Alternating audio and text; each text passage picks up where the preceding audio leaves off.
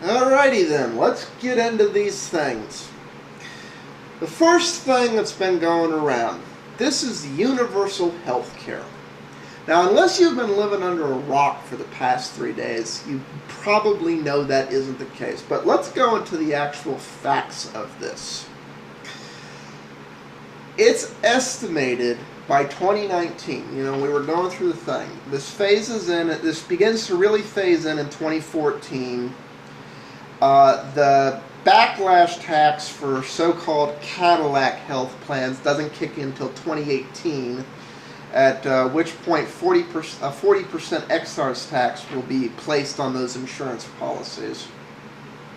They'll be assessed to value, and it'll be a 40% tax. And then in 2019, so basically the idea here is by 2019, Congress's estimate is 32 million people will be insured. On the current scale, it's estimated by 2019, before they enacted this bill, that 54 million people would be uninsured. Okay, adjusting for this is a range. This is all guesstimation because we're dealing with future growth and everything. It's still estimated somewhere between 20 and 26 million Americans will be uninsured. So basically, this thing only fixes 50% of the problem, and it does it in a way that puts undue economic hardship on a lot of people. Second myth. Insurance companies hate this bill. Okay, I got news for y'all. The bill that got passed Sunday night is probably 90% identical to the bill almost written entirely by an insurance company in 2009. So this does nothing to in any way hinder insurance companies. The third thing going around is this idea that this bill is going to magically bring down insurance premium costs. That by imposing this regulation on them that 80 to 85 cents to the dollar they take in has to be spent on providing medical care is going to bring the value of stuff down. Okay. It's also said, and that they're going to be giving subsidies and stuff. Here's the thing. The estimated price for annual premiums in 2016 with this bill are as follows. This is 2 years after it takes effect, which means 2 years after this time, this is going to be your bill. Annual premiums for a small group, single premium, is estimated to be $7,800 a year. Small group market, $19,300. Large group market, single individual, $7,400. Large group family, $21,000.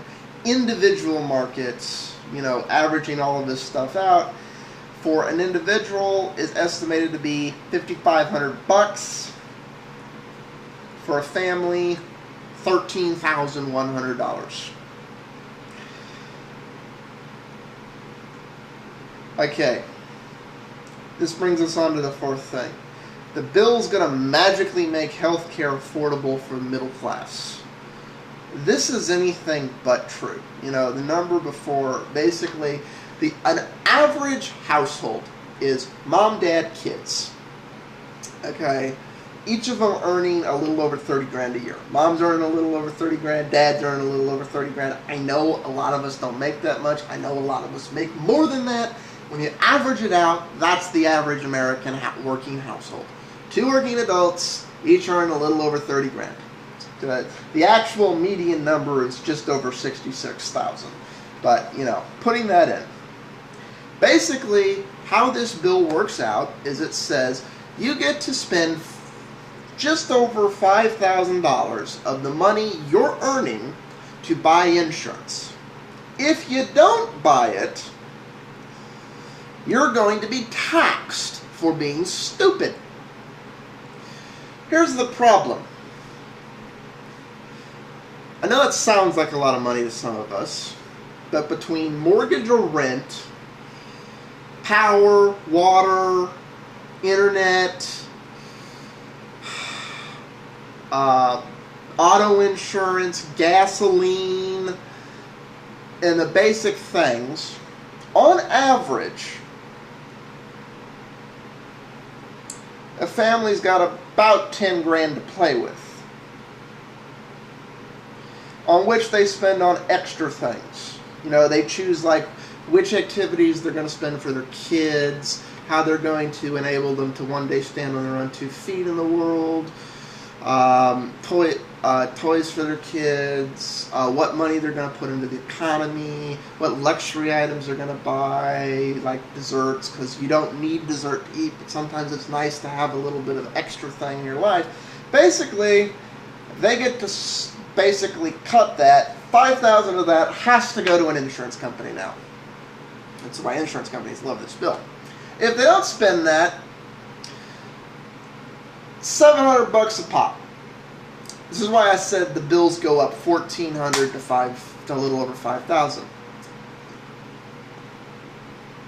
I don't get how that's a good thing right now. The other people this ridiculously hurts, which is something this doesn't point out, is there now. This is not imposed upon people who have economic hardship, but economic hardship is basically people below the poverty line. Which, for those of you who don't know what the poverty line, it states you're earning less, if you're an individual, it states you're earning less than $12,400 in a year. And if you're a household, you know, mom, dad, and kids, the household is earning, it fluctuates, but less than $15,000 a year. I think it's at 14, I want to say 6 right now, but I don't remember. So if you're earning $15,000 more, and it's actually less than $15,000, you're deemed to be able to spend $5,000 on an insurance premium by the government. Forget it if you're an independent contractor.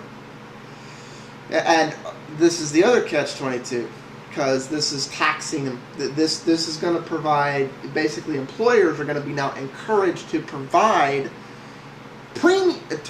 insurance to their employees, otherwise they'll get taxed, and if they don't, that's not, which means more employers than ever are encouraged to hire people on a 1099 basis instead of a W-2 basis, which is not a good thing for a lot of households. And once those people are filing a 1099 return, they get to give roughly 10 to 15 cents on every dollar they make to the government anyways. And people, there's a lot of people, there's this myth that independent contractors, you know, small businesses are the rich people. I got news for you. Most of these people earn below the poverty line in a given year, especially for the first 3 to 10 years of actually getting stuff off the ground. All the time paying taxes that an employed person wouldn't have to pay. And these people's bills just went up a minimum of $700. A minimum. And now, yes, self-employed can deduct their insurance. But, you know, if you're in that really ridiculously low income bracket of starting stuff out, your paying insurance premiums is going to lower your tax bill at most $150. Spending $5 to get $150 is not a good trade. I'm up on time here, and I've only gotten to point 4. I will return in the next part. Again, I'm sorry if I'm offending everyone. I'm largely just stating the facts of what this bill means for the American people. If you don't like it, complain to Congress. Don't complain to me that this is what this bill means for you.